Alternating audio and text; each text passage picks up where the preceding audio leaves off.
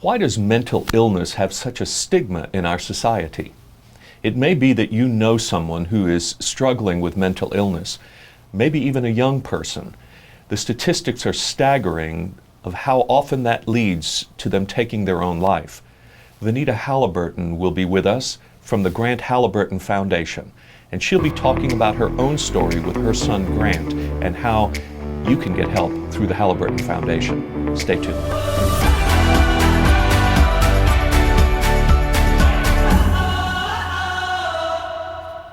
Welcome to Good God, conversations that matter about faith and public life. I'm your host, George Mason, and it's an honor to welcome to the program today Vanita Halliburton.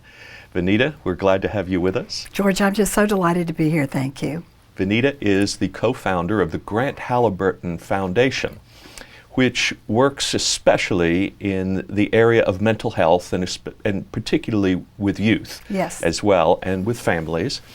And I think this is one of those subjects that has gotten far less attention in our society, especially in the healthcare realm, than it deserves because of the amount of struggle that people have in their personal lives and in their families about this. You came to this work through very personal experience and painful as well. Tell us about your son Grant, for whom the foundation is named. Certainly. Well, I was blessed with two children, a daughter named Amy, and 3 years younger, a boy named Grant. And they were both just highly creative, full of life, spark plug kinds of kids. Grant was an absolute bolt of energy. He was very outgoing. He had tons of friends. He befriended everyone, especially the friendless. He was just that kid. And from the outside, his life looked golden. Truly it did. But one day when he was in 8th grade, I got a call from the middle school counselor. And she said, "Miss Halliburton, I'm calling to tell you that your son has been self-harming. He's been cutting." And I was flabbergasted. Yes, I had no idea what cutting was. I didn't know that it was a kind of self-injury linked to emotional pain. And to look at that child, you would not have thought he had a care in the world. We got him the help that he needed, and for the next 5 years, our family did everything we knew to do to help him manage or deal with his depression. Grant turned down scholarships to the top art schools in the country when he graduated from high school. He had, in his senior year, begun to lose interest in a lot of things. There were a lot of behaviors I did not understand. Drugs and alcohol came on the scene where they'd previously not been a part of his life. He agreed to go to UT Austin for a very short time. And one day he came home from college and he said, "Mom, I'm not going to be able to live a normal life if I don't get some serious help." Wow. So we checked him immediately into a psychiatric hospital here in Dallas, where he stayed for 30 days. That's a long hospital stay for Dallas healthcare. He was immediately diagnosed with bipolar disorder 1 with psychoses, which is a very serious form of that illness, and which explained a lot of the behaviors I'd been seeing in the year leading up to that. At the end of 30 days, he was discharged, and over the next 2 weeks, I just continued to see behaviors that seemed so strange, but I did not know what I was looking at. 2 weeks out of the hospital, Grant jumped to his death from a 10-story building a block from home. So I was left reeling with questions, but the main question was, what happened here? We did everything we knew to do to help him to be whole and well, and he wanted to be whole and well. So what happened here? And I found my answer in the question. It was everything we knew to do. Like many families and many people today, we did not know everything we needed to know about mental illness, about finding help, about the warning signs of suicide. We didn't know all those things at the time we needed to know it. Now, before we get into all the things you have learned since then, and the things you want to share with people about things they don't know yet that could help, let's talk about our program is called Good God, and it intersects faith and our public life. in this case, this was a private life sort of experience, but there are people probably who would say under the circumstances that you were dealing with Grant, if only you prayed more, if only you had more faith, and maybe you had enlisted people to pray, and it didn't work in the sense of getting him whole and healthy and making that happen. Tell us about the way you think through the role of faith in how it worked or didn't work in your own life, and what you would say to people about that as a result. Yes. Well, for as far back as I can remember, I've been a person of strong faith. And I prayed so hard in those 5 years that Grant was dealing with his mental illnesses. Right. And I was camping constantly on the grounds of asking, you shall receive. Yes. And as Grant's condition worsened and became more confusing and more complex, I just remember every day, my first waking thought was, God, keep Grant in your grip today. Yes. That's all I can pray is, you've got this, you've got my children. Yes. Take care of Grant today. And so when tragically and suddenly and unexpectedly we lost Grant, I couldn't believe it. I couldn't believe that my faith hadn't somehow been the magic charm that kept him here. Yes. And I was devastated. I read in a journal that I kept for about 5 years after Grant died, I read something yesterday in that journal that said, your faith can be strong, your faith can be shattered. And my faith was shattered. I felt like it was in shards around me, and that I didn't know how to pick up the pieces. I didn't know what to do with my whole belief system shaken that way and shattered. And it took a long time for, even with a deep faith, it took a long time for me to put those pieces back together and to find my peace with it. I felt like I had not, for a time, I felt like I had not only lost my son, but my father, my heavenly Father. Okay. And I felt orphaned by these bookends in my life, and it just left me. So I'm curious, Vanita, now looking back on it all, would you say, if you were counseling people about how to exercise their faith during a time of dealing with a child's mental illness, would you say, go ahead and pray the way you did, and learn to accept that the outcome is out of your control, or would you counsel to pray differently in some way? Do you have a sense about that? How would you tell people? I don't have a sense about that, so I want to ask you that. Okay. Yeah. But I would say I don't think it was anything about the way I prayed. Yes. I didn't do any bargaining with God. I didn't say, if you'll only do this, if you'll only save my son.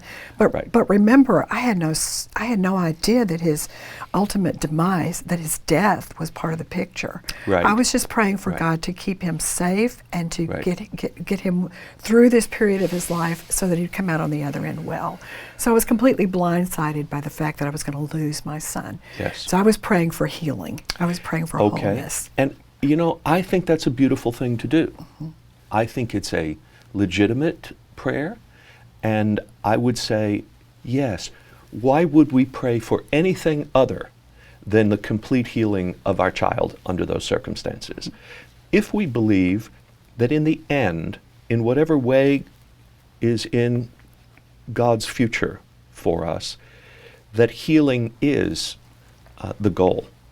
That God's promise, what's a heaven for if not a place of healing, right? But we certainly would pray before we get to heaven that we have an experience of heaven and healing now, a taste of that, and that God can bring about wellness and wholeness and all of that on this side of the grave, right? So I still think it's the right kind of prayer. I do think sometimes our theology, however, tends to overpromise, and we have to really think through that if our faith is strong enough, if our prayers are clear enough, if we name the problem and claim the answer and those sorts of things, then God is somehow obligated to then answer our prayers the way we have asked them. I also think sometimes that we wrongly think that God is actually doing everything orchestrating specifically everything that takes place. And so sometimes we also have this feeling that, well, God took his life and we just simply have to find a higher purpose. I think that's also overstepping in our theology, where William Sloane Coffin was the famous pastor of the Riverside Church in New York City, and he lost his son. His son was driving on a wet highway and went off the road and over a ravine and cliff and into the water, and he was lost that night. And Coffin said, many people have come to me with all sorts of platitudes saying, we don't understand the will of God and why he did such a thing. And he called them well-meaning quiche-bearing Christians, But he said, my understanding of God is not that God did that, but that, first of all, my son was drinking that night, and he shouldn't have had that much to drink. And secondly, he said, there was no guardrail on that road, and there should have been. And he said, when we get through with all the human agency, still, when the waters came over the car that night, he said, I believe God's was the first heart to break. Mm-hmm. Now that's a theology. Yeah, that's beautiful. I can believe in. That's beautiful. So the pastor at Grant's funeral said, when Grant fell from that building, and I have the same things. Why was the door of this 10-story business building? Why was the door of the roof unlocked? Yes, it was supposed to be locked all the time. How did he have access that day? It's like the guardrail wasn't there. Yes. I had the same thing going on. Yes. But when Grant fell, God caught him. There you are. And I know where Grant is. And my greatest peace is, and I never doubted this for one second, Grant is in heaven, and I will see him again one day. And this is very important for people who are grieving a suicide, mm-hmm. because the history of the church is not always kind to families in an effort to prevent people from taking their own lives. Mm-hmm. And in an effort to be pro-life, you might say, the church has sometimes gone farther than it should in threatening an eternal damnation to mm-hmm. suicides. And that's not, I think, a biblical reading that is wise, nor is it a spiritually healthy reading. Mm-hmm. It presumes, again, to know the outcome. When the Bible itself says that nothing can separate us from the love of God in Christ Jesus. Right. So even suicide, that's true.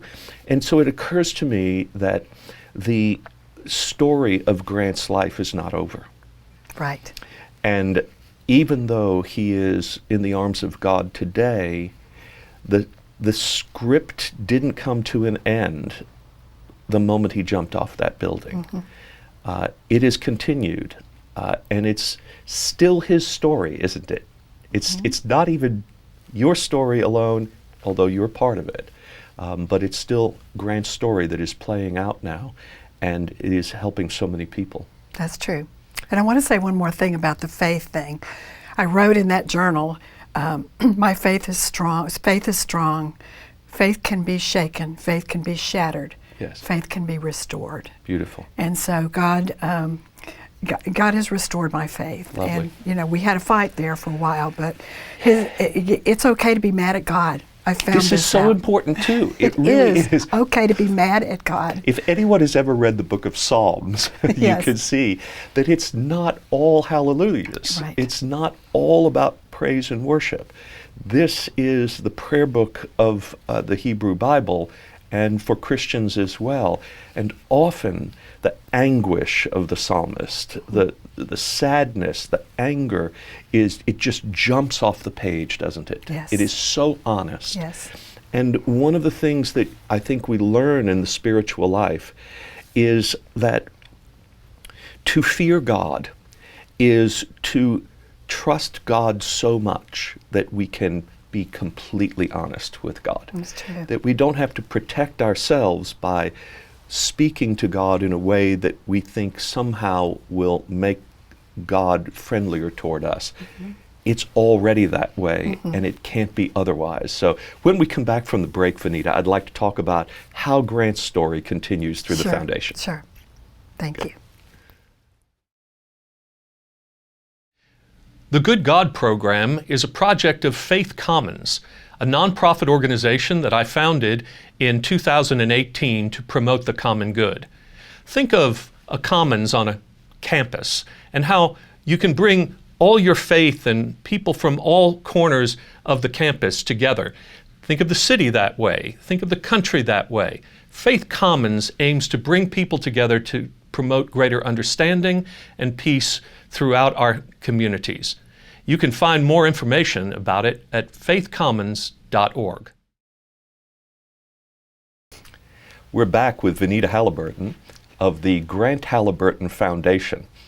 We had this wonderful conversation going about your faith being restored in the wake of Grant, your son's suicide, that culminated 5 years of his dealing with mental illness. Mm-hmm. And you were saying that you did everything you knew to do, but what you've come to realize is there were a lot of things you didn't know. And that really helped you come to the place of creating this foundation mm-hmm. and the work it does. Mm-hmm. So the foundation is in Grant's name to honor his story. But I think we should clarify also that although it's a foundation, it's not the place where you go to make grant requests to the Grant Halliburton Foundation. Right. It is a working foundation. Very true. That is a service organization, in a sense, providing services to people. So tell us more about what now you know that you didn't know, mm-hmm. and how the foundation helps. Well, I always tell the story of Grant whenever I speak, do a lot of public speaking, and I always tell that story not because it's unique, but because it's all too common. And when I, after Grant died, and I was left with that question, and it was pretty clear what I didn't know, all the things I needed to know. And you know, it's been a long time since you started by saying we don't talk about mental health very much. Well, the only other medical condition that ever in recent history has had that distinction was cancer. Yes. 40 years ago, it had a stigma and people didn't talk about it. Mm-hmm, mm-hmm. And when there's stigma, people don't understand the disease, they don't understand the symptoms, and they don't understand what to do because you don't talk about it. Mm-hmm. So the first thing I felt like was that I felt like I was a little matchbox car and God just picked me up from my career and said, you're going to go this way now. And so I said, if our family couldn't figure this out, there must be other people who also don't know everything they need to know. Yes. So we started the Grant Halliburton Foundation with a mission to help promote better mental health primarily among young people, to prevent suicide and to strengthen the network of mental health resources that are available for people. Yes. We do that three ways. Number one has got to be education. Mm-hmm. Stigma is born a lot of times out of ignorance, what people don't understand, they fear, mm-hmm. and they put shame around. So education is huge with us. Mm-hmm. And we're in the schools and the community all year round teaching students and all the adults in their lives about the symptoms of depression, how to deal with stress, the warning signs of suicide, how to talk to a person that you think is struggling, and how to connect them with help. Even children can learn this, how to be alert to the warning signs in another person. This year alone, we have trained over 47,000 students, parents, teachers, This is such an important part of your work, isn't it? It's critical. It's not, I think people probably think that this is just about meeting with people who are going through this in a private mm-hmm. setting, mm-hmm. but this is a broad educational outreach that you do. Right. Right. It's really spreading. I mean, we work with the Girl Scouts. We work with YMCA's. We train. I go to Girl Scout camps and train the leaders, the staff and leaders before camp starts in the summer. So many people. There's no one that does not need this information. Including, by the way, church staffs. Absolutely. Congregations Right. of all religions as well, where they are dealing with young people and they can pick up on the signs if they know what to look for. Right. You know, the thing is, I think a valid question is suicide really that prevalent, or is it just an occasional terrible tragedy, horrible Yes. when it happens? Okay. But should we be that concerned about it? Does it need to be brought out of the shadows and into the light? Yes. Maybe it's fine that we don't talk about it. But the statistics tell us otherwise. According to the Centers for Disease Control, among all ages in the U.S., suicide is the 10th leading cause of death.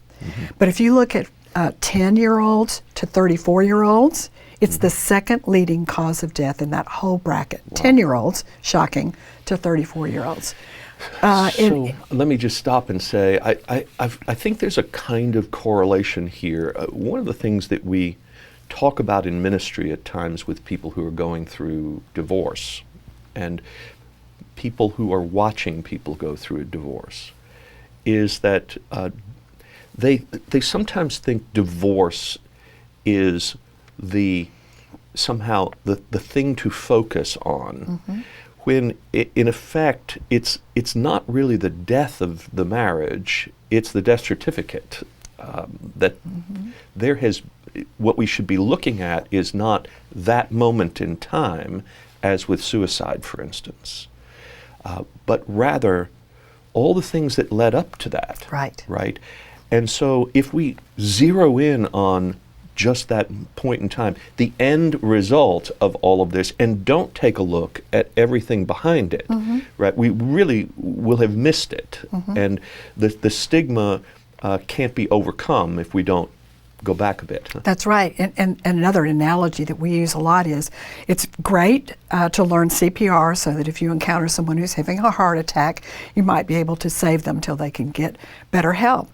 But it doesn't do anything to prevent heart attacks Yes. if we don't back up and talk There about you go. diet and exercise and heart health. Yes. So suicide is the same way. That's the outcome. But Okay. most people That's don't good. understand. That's why it's important to pay attention. In the last decade, the suicide rate among 10 to 14-year-olds has tripled. So it is trending younger. It's getting to be more. We're losing a young person to suicide at the rate of 1 a day in Texas. And I often like to say, let's pretend like we're not talking about suicide. Let's say we're talking about a mosquito-borne virus. Right. And it's taking the lives of one of our young people a day in Texas. We know what would happen. It would be on the news every night, every day. We'd all know what that virus looks like, how important it is to get to the hospital, how to prevent all of that. And we would hear it every day on the news until the statistic began to change. That's right. But it's suicide, and we're just not talking about it enough. So, among the reasons we don't talk about it enough, certainly I think the stigma aspect is one of those things. The feeling of shame, the sense that we don't actually know how to talk about it yet, right? And so this is part of the challenge of the foundation, of course. I also think that some of the way the healthcare system is developed, the insurance industry and the like, also contributes to that, because it seems to me that in our Enlightenment legacy, we kind of chop off the head of the body, and anything that we think has to do with the brain or the emotions, that sort of thing, must be of one category over here. We'll call it mental health. But it's really not health. It's sort of another thing, instead of seeing the body as whole, right? And that there's brain chemistry involved in all of this, that sometimes drug therapy is important because we get chemically imbalanced and need the benefit of that. But when we go to an internist, my internist talks to me also. It's not just about, well, let's see what your lipids are today. Right. It's also, let's talk about your stress. Let's Yes. talk about what's going on in your life. Yes. That's what caring mental health professionals do. So why do you think we separate these things in that way, Vanita? Well, because mental health still has that stigma. It's mysterious. We don't understand it. And what we tell kids is this, students, when we talk to them, we want you to be the first generation that grows up treating illnesses above the neck the same way you treat diseases below the neck. Terrific. Because the brain is an organ of the body. Of the whole body. You have a heart, right. You have lungs, you have a stomach, you have a brain. Yes. And you know what? It's the only one that God saw fit to encase in a bony structure to protect it. It's the most so crucial. Arguably the most critical body, organ of the body, because it controls everything. And yet, we just don't want to talk about that. So in the few minutes we have remaining, I really want people to know how the foundation can be a place where they can find help. And I know that if we go to your website, right, which is GrantHalliburton.org, right, they can actually remarkably find access to resources because of the wizardry of your network and the technology involved. Say a little more about that. Of course. Well, the day I got that phone call from the school counselor, and Grant was 8th grade, which began our mental health journey, I was 1,000 miles away from home at a business meeting, and I saw that it was from the school, and I walked out, and when I hung up from her, listening to her tell me I needed to get help for my son, I sat down on a curb on the street and cried. Not only because my son was struggling and I didn't know it, but also because I had no idea where to find help. Right. And so we wanted to do something about that as a foundation. So 5 years ago, we started another website besides our foundation website. We started a website called herefortexas.com. Okay. Herefortexas.com. And it is a searchable database of over 800 North Texas mental health providers. Yes. And you can search by all these filters, your zip code, how close you need to be, what language a therapist might speak. Do you need a therapist, a psychiatrist? Do you need someone who takes insurance?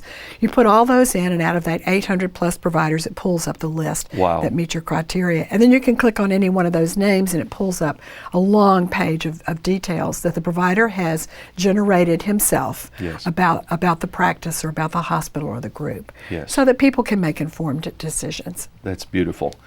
And then if someone is a principal of a school, say, or a pastor of a church, or the human resources leader of a corporation, what would you say to them is available to them? I would say that website is not just for individuals or families who are looking for help for themselves, but it's certainly for school teachers, for clergy, for counselors, therapists, psychiatrists, mental health professionals themselves who are looking to refer to someone of a different kind, law enforcement, juvenile justice, hospitals discharging parents.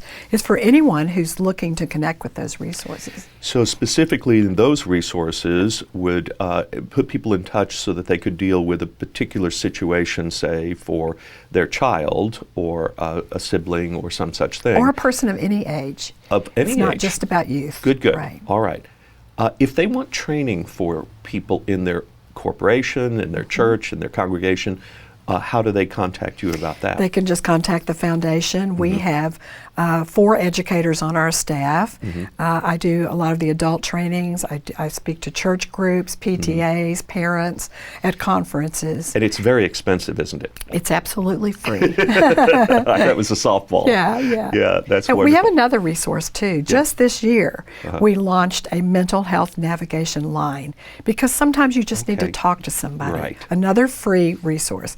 So we have trained navigators who take these calls. They listen with empathy, give encouragement, give information, but they get the information we need to internally case manage every call. We have 3 mental health professionals on staff, and we tailor the information for each caller to their needs, insurance, all those filters again, and we get back to them with resources and providers that we think might help their situation, and that's a free number as well. So you're doing all of these things to address brokenness in the system and to be an agent of healing Is there a big dream about this? Of the things that are broken, the things that you're addressing, if you could state, here's my big dream, what would it be?